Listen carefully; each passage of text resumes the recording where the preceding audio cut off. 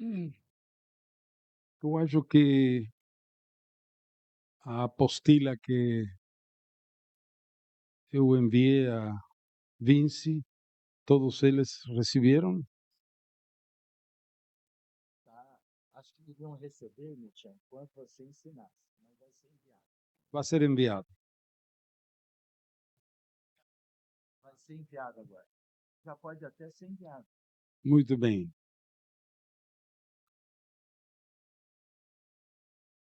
Na igreja deles. Então, não temos agora tempo para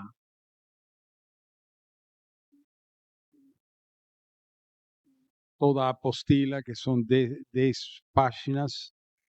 Vou só ir aos pontos específicos em este tema que é delicado e que todos temos uma preocupação pastoral,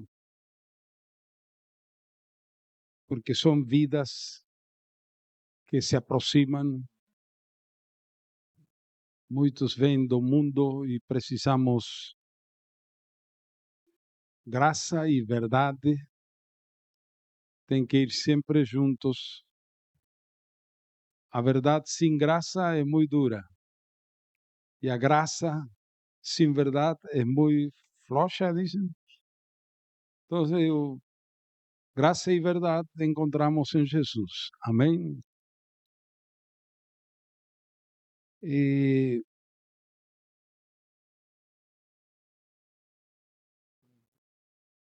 Jesus não procurou ser original.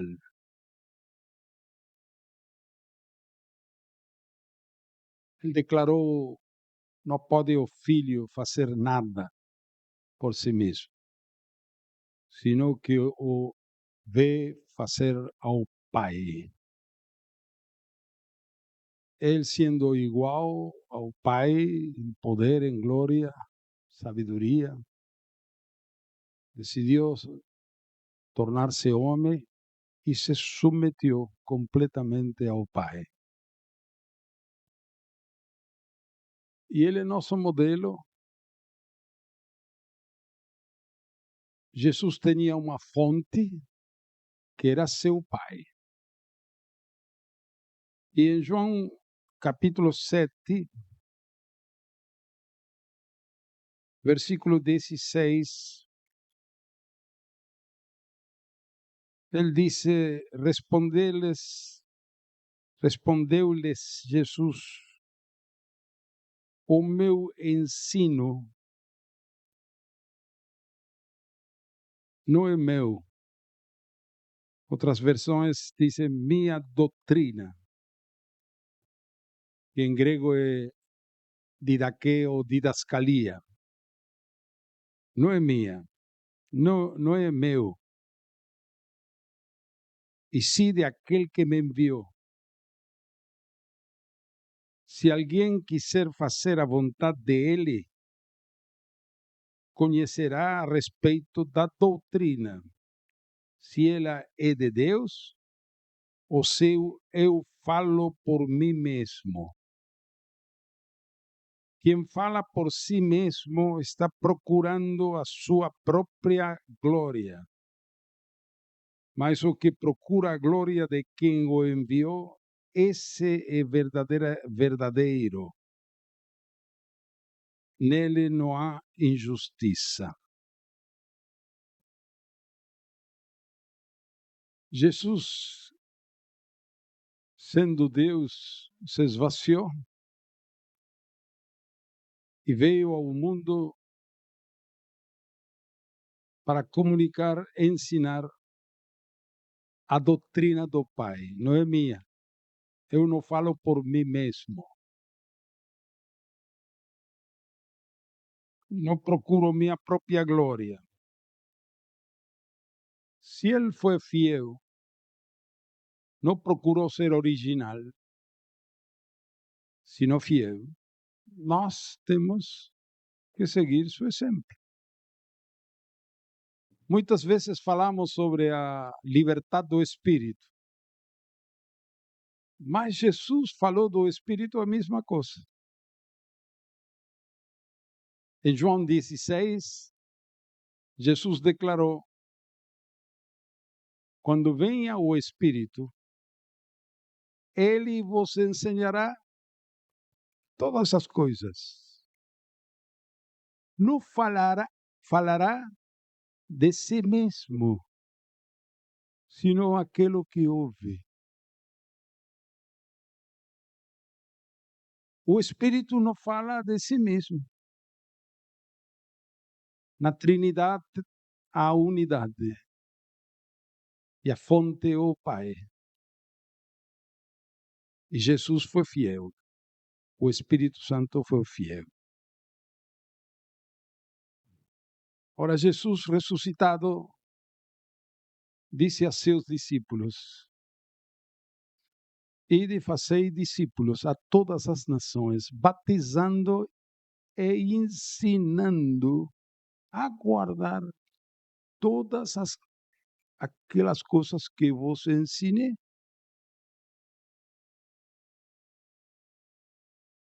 A única maneira de manter a unidade é sendo fiéis à palavra. Não podemos misturar a doutrina do Pai, que é a doutrina de Jesus, que é a doutrina dos apóstolos, com nossos raciocínios, misturar com nossos sentimentos, ou com filosofia do mundo, ou argumentações lógicas. Não podemos confiar em nossa mente, que a mente pode equivocar-se. Nós temos esta responsabilidade de ser fiéis à palavra de Jesus, à doutrina de Jesus, que é a doutrina do Pai. Amém? E se todos fazemos o mesmo, todos falaremos uma mesma coisa. Tendremos uma mesma mente, o mesmo ensino, uma mesma palavra. E assim a igreja vai recuperar a unidade da fé. Paulo escreveu uma pergunta aí, como andamos com alguns irmãos. Nós compreendimos já faz anos, você também tem compreendido, que em Efésios 4 nós temos 3 níveis de unidade. São progressivos.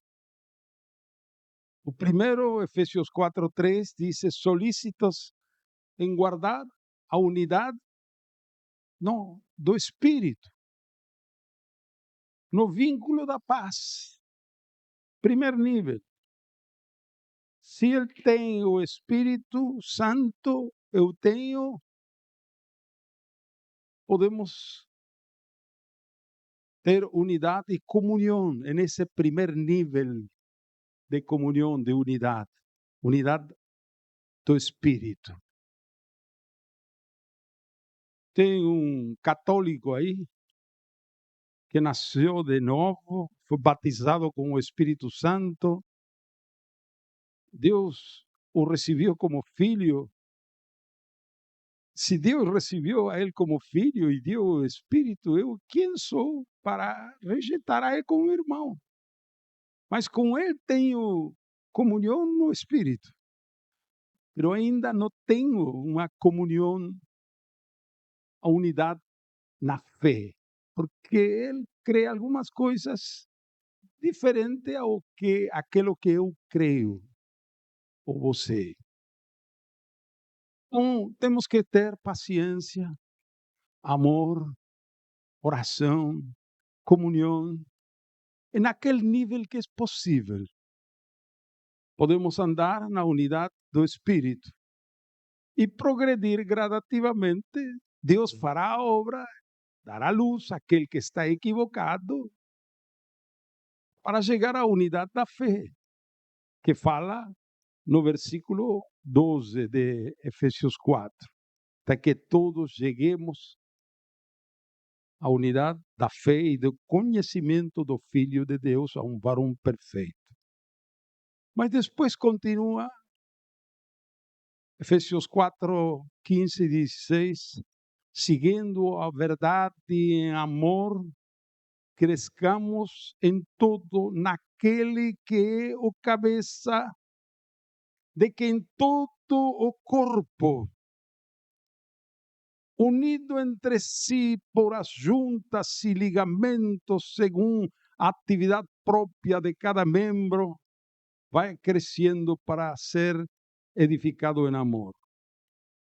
Já aí temos uma unidade de corpo, uma unidade orgânica, funcional. Então, a igreja hoje está dividida na prática. Temos muitos corpos, muitos governos, mas vai haver um processo. Primeiro nível, unidade do Espírito. Segundo nível, unidade na fé. Unidade na fé significa que cremos o mesmo. Aquele irmão católico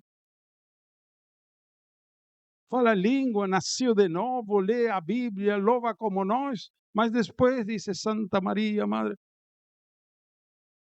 E já aí, com ele não podemos funcionar como um só corpo. Precisamos primeiro o segundo estágio, que é a unidade da fé. Vamos devagar, com paciência. Vamos chegar lá. Não com todas as organizações que se chamam igreja, sino com todos aqueles que nasceram de novo. Tem o Espírito Santo. E Deus completará a obra. E se temos unidade na fé, é decir, cremos o mesmo, já podemos passar ao terceiro nível de unidade, a unidade do corpo. Aqui estamos juntos porque temos unidade do Espírito, unidade na fé e unidade do corpo. Estamos vinculados. Somos um corpo, funcionalmente falando.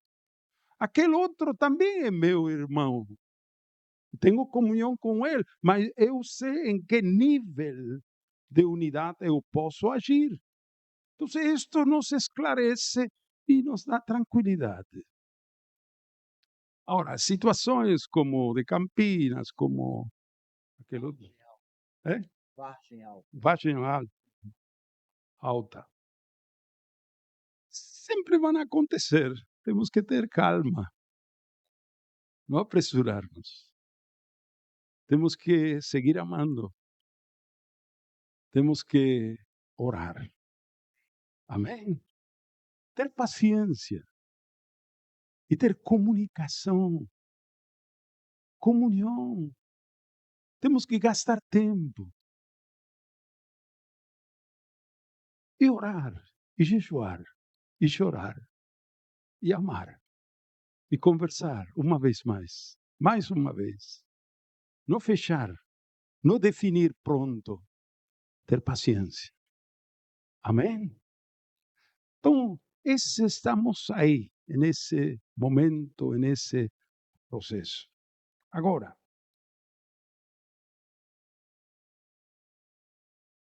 eu creio que a maioria dos irmãos que estão aqui ou que não estão aqui concordam que tudo tem que ser baseado na palavra de Deus. Amém? Na doutrina de Jesus. E Deus não é um Deus de confusão. Deus é luz. Então, vamos. O estudo é mais longo, mas eu vou a um ponto específico que pareceria que Ari apresentou, quando conversamos, e os irmãos, aquela cláusula de exceção. Pero vamos afirmando, porque se entramos na cláusula, ficamos um pouco enfechados. Eu vou primeiro tomar o texto de Marcos, onde não está a cláusula de exceção, tampouco está em Lucas, só está em Mateus. Já vamos a chegar à cláusula de exceção, pero vamos ver. Marcos 10, versículo 1. Levantando-se Jesus, foi dali para o território da Judeia, além do Jordão. E outra vez as multidões se reuniram junto a ele. E de novo ele as ensinava segundo o seu costume. E aproximando-se alguns fariseus, o experimentaram, perguntando-lhe: é lícito ao marido repudiar sua mulher? Ele lhes respondeu: que vos ordenou Moisés? Tornaram eles, Moisés permitiu lavrar carta de divórcio e repudiar. Mas Jesus lhe disse: por causa da dureza de vosso coração, ele vos deixou escrito esse mandamento. Porém, desde o princípio da criação, Deus os fez homem e mulher. Por isso deixará o homem a seu pai e a mãe, e unirá-se à sua mulher, e serão os dois uma só carne. De modo que já não são dois, mas uma só carne. Portanto, o que Deus ajuntou, não separe o homem. Segundo o relato de Marcos, acabou. Qual foi a pergunta? É lícito ao homem divorciar? Não. Uma só carne, já não são dois. Ah, pero Moisés. Ah, sim, Moisés, por a dureza do coração, deu uma permissão. Mas ao princípio não foi assim. Portanto, o que Deus ajuntou, não separe o homem. Esse é o relato de Marcos. Tem algumas diferenças com Mateus. Em casa, versículo 10, voltaram os discípulos a interrogá-lo sobre este assunto. Nós, se concluímos no versículo 9, ficamos também com algumas perguntas. Então, em casa, os discípulos abordaram o tema. E ele les disse: veja bem, quem repudiar sua mulher e se casar com outra, comete adultério contra aquela. E se ela repudiar seu marido e se casar com outro, comete adultério. 2 mais 2 são 4. Não são 3 nem 5. El que repudia, el que se divorcia. Repúdio e divórcio é a mesma palavra. Não existe uma diferença como alguns gostam sustentar. Eu tenho um estudo muito mais longo, não por mim, sino por uma eminência em grego e em hebraico, tanto em hebraico como em grego. A palavra divórcio em hebraico é keritut. E repudio é salah.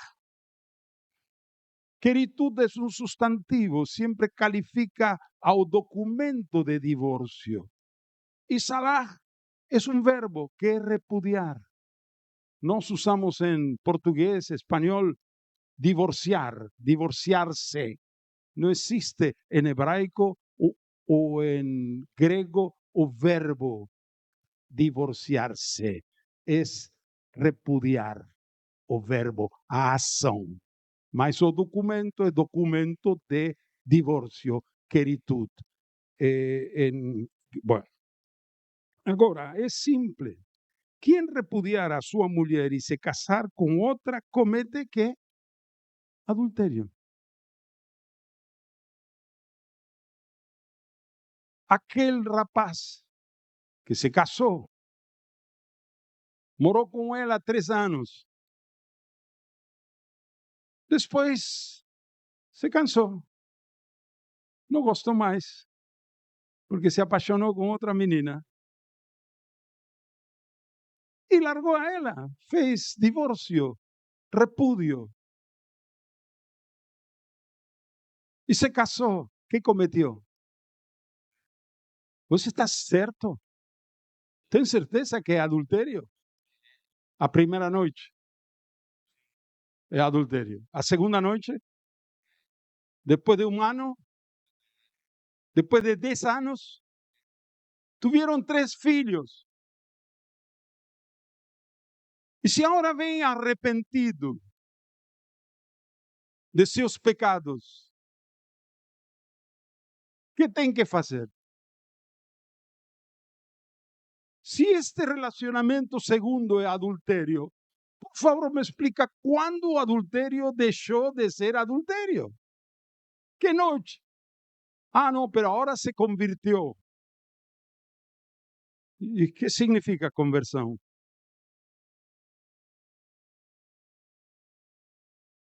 El que encobre sus pecados no prosperará mais el que se confesa y se deixa.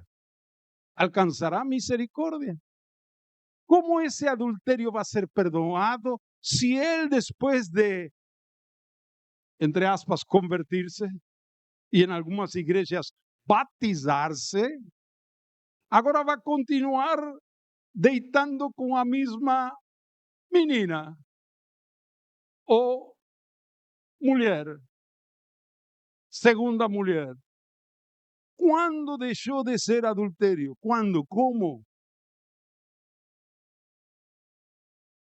Então, a palavra de Jesus é muito clara.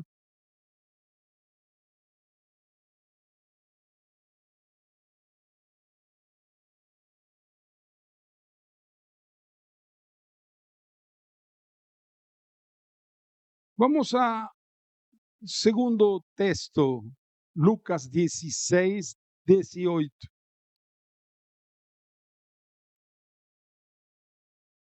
Aqui é um só versículo e aqui não há pergunta, fariseu, nada. Jesus está ensinando. Quem repudiar sua mulher e se casar com outra, comete adultério. E aquele que casa com a mulher repudiada pelo marido, também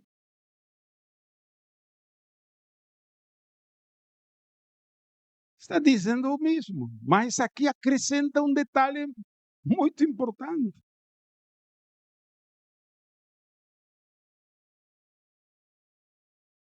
Esse homem repudiou a sua mulher e se casou com outra.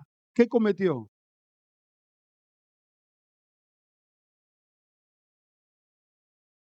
Que aqui fala da parte inocente. Que culpa tem a mulher? Mas aqui diz: e aquele que casa com a mulher repudiada pelo marido também comete adultério. Isto significa que adultério do primeiro marido não liberou a ela. Então, o adultério, segundo a palavra de Jesus, não é causa de divórcio.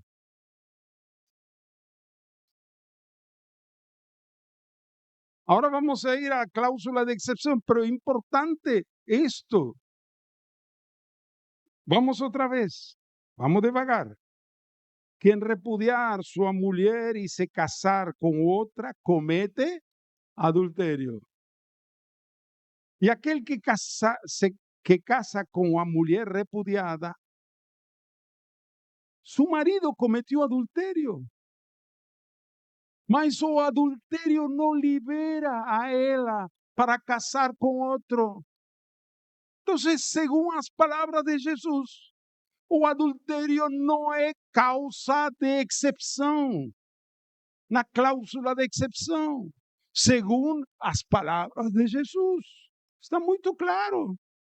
Como pode dizer de outra maneira mais clara? Impossível. Quem se casa com uma mulher repudiada também comete adultério. Muito bem. Vamos agora à cláusula de excepção que está em Mateus 5, 31, 32 e Mateus 19.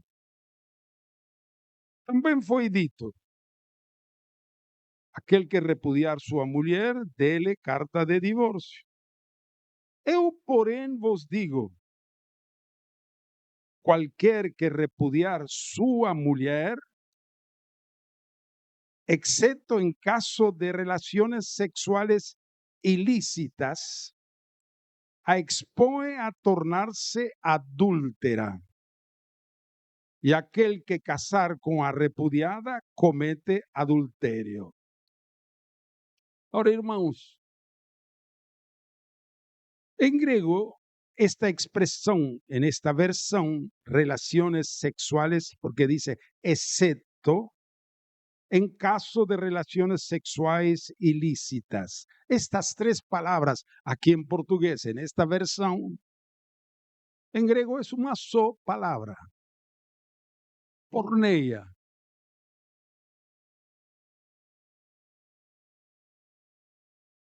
Excepto en caso de porneia, expone a tornarse adúltera. Y aquel que casar con una repudiada comete, ¿qué comete? Adulterio, que es moikeia en griego, moikeia. Ahora en Mateus 19, 9, dice a mesma coisa. Eu, porém, vos digo, quem repudiar sua mulher, não sendo por causa de relaciones sexuales ilícitas, outra vez, las tres palabras en una sola, porneia, y se casar con otra, comete adulterio, moikeia. Y o que casar con a repudiada, comete moikeia. A palavra adulterio es moikeia. Y a causa o la cláusula de excepción es porneia. Ahora, esta palabra, porneia, es una palabra que tiene pelo menos tres significados. También tiene más, pero no ven acaso porque fala de como fornicação espiritual, adorar aos ídolos, mas para nosso tema não vamos complicar. Esta palavra porneia tem três significados possíveis. Primeira, relação sexual antes do casamento. Son solteiros, son noivos, têm relações sexuais, isso se chama fornicação em português. E em grego, porneia. A palavra fornicação em português e espanhol vem da palavra grega porneia, fornicação.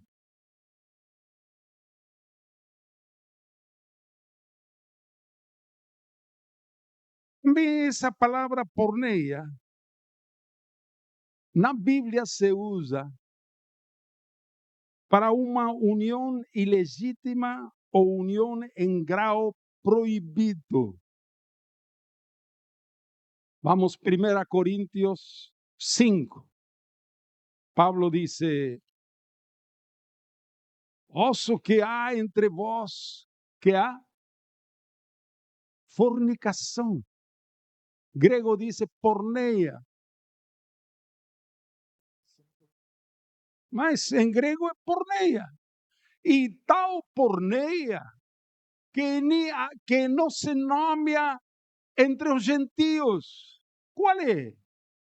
Que alguém tem a mulher de seu pai. Isso está proibido no Antigo Testamento. Parece que o pai morreu.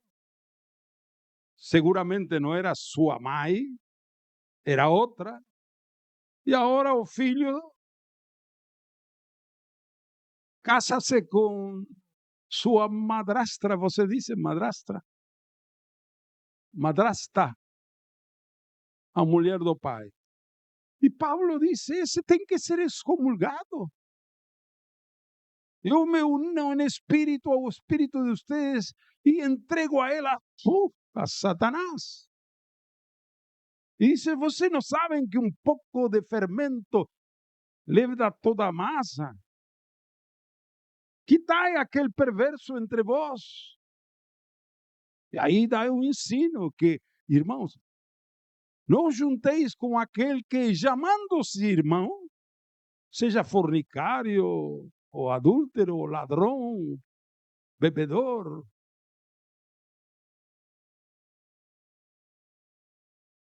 Então, aí é usado. Então, se esse homem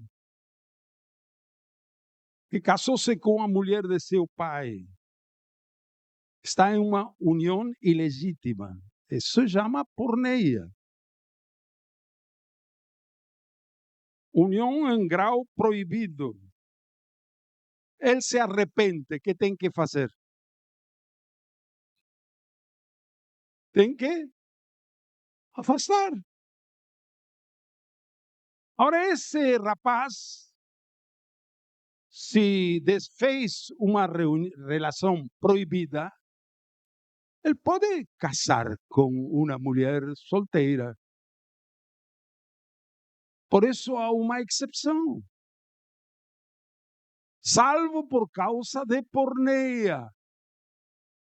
Então pode ser, como Deuteronômio 24 explica, quando ainda não estavam casados, se o homem ao casar descobre nela alguma coisa indecente, por a dureza do coração, como acrescenta Jesus, Moisés permitiu dar carta de divórcio e despedir a ela. Tem que decidir. Isso é mais bem uma anulação do matrimônio, porque ou toma ou não toma, mas não pode bater a ela ou fazer sofrer. Tem que desfazer aquilo que foi feito com dolo. Então Jesus não contradiz nunca a Moisés, mas bem explica aquilo que os judeus não interpretavam corretamente. Explica o que aconteceu aí. Então, também em outros textos do Novo Testamento, do Antigo Testamento, a palavra porneia significa adultério. E aí donde muitos erram. Porque hay tres significados posibles. Relaciones sexuales de solteros, fornicación. Una unión ilegítima, fornicación. O adulterio. También a veces usa adulterio por fornicación. Entonces, como Jesús esclareció que adulterio no es causal de divorcio, entonces só quedan dos posibilidades para porneia, por a explicação de Jesus, ou relaciones sexuais antes de casamento, ou desfazer uma união ilegítima. Adulterio no es causal de divorcio, porque Lucas 16, 18 es muy claro y no permite. Algunos dicen así: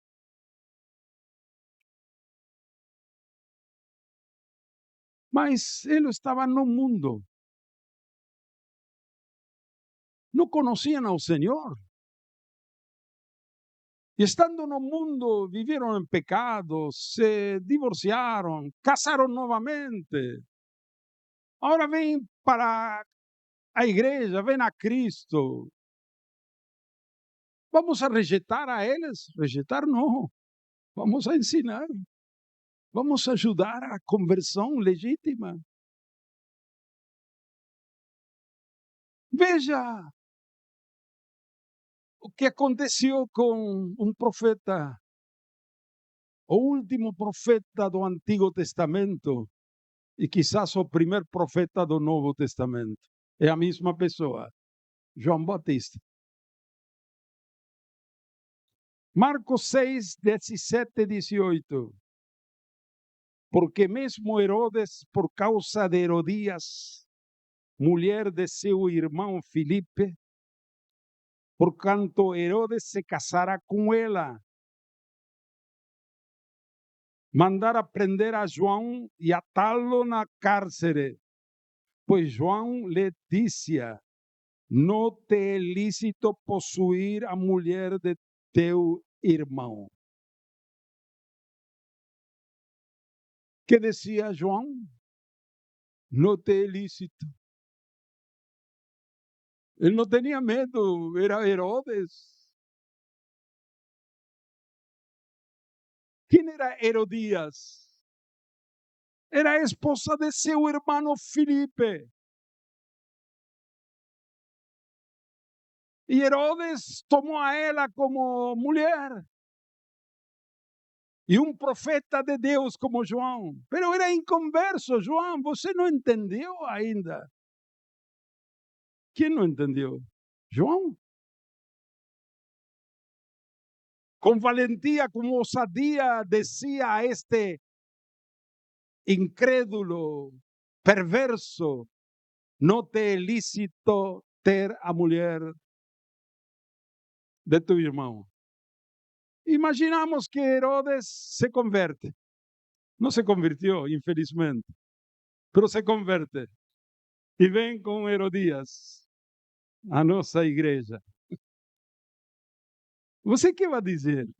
Oh, Herodes, mas fica tranquilo, continua com essa mulher, porque o que você fez estava nas trevas, agora você... Não, querido. O reino de Deus não é piada. A graça, a misericórdia de Deus não é piada. Quando trouxeram a mulher adúltera, surpreendida em adultério, que falou Jesus? Ninguém te condenou. Ninguém. Eu tampouco te condeno. Mas vai e não peques mais. Isso é o evangelho. Não te condeno, mas vai e não peques mais. A conversão é o fim do pecado. Início de uma vida nova. Todos os pecados podem ser perdoados se o pecado é largado. Nenhum pecado vai ser perdoado se você continua. Aquele que roubava, não roube mais. El que matava, não mate mais. E el que está em adultério com uma mulher, não pode deitar de novo com uma mulher com qual 30 anos está em adultério.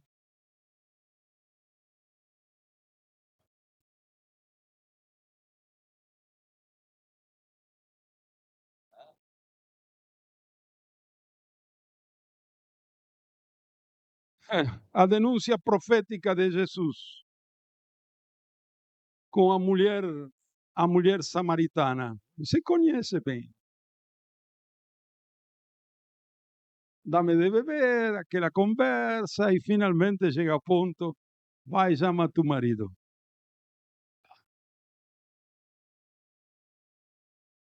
Não tem um marido. Bem disseste. Não tenho marido. Porque 5 maridos já tiveste. E esse que agora tens não é teu marido. Isto disseste com verdade. Isto, que graça, não, de Jesus. Eu,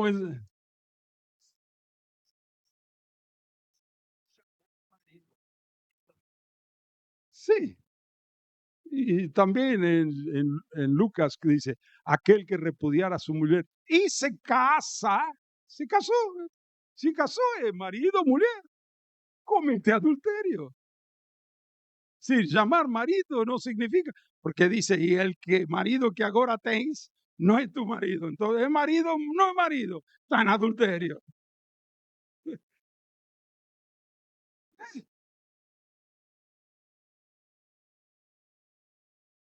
Senhor, disse-lhe a mulher, vejo que tu és profeta. Hoje faltam profetas, como João Batista. Veja, se você quer demonstrar com a Bíblia que a Terra é quadrada, você consegue. Não diz os 4 cabos da Terra? Já está demonstrado que a Terra é quadrada. Ou usamos a Bíblia para a nossa posição ou nós obedecemos a palavra do Senhor. Bom, parou aí. Tem mais, mas você vai receber, não? As apostilas.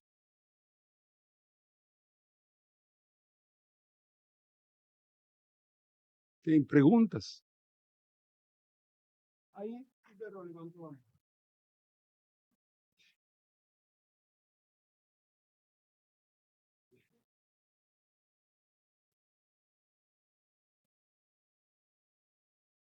Boa noite, irmãos.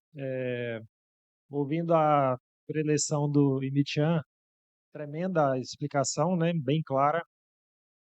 Mas eu queria também tentar colaborar com os irmãos no seguinte aspecto.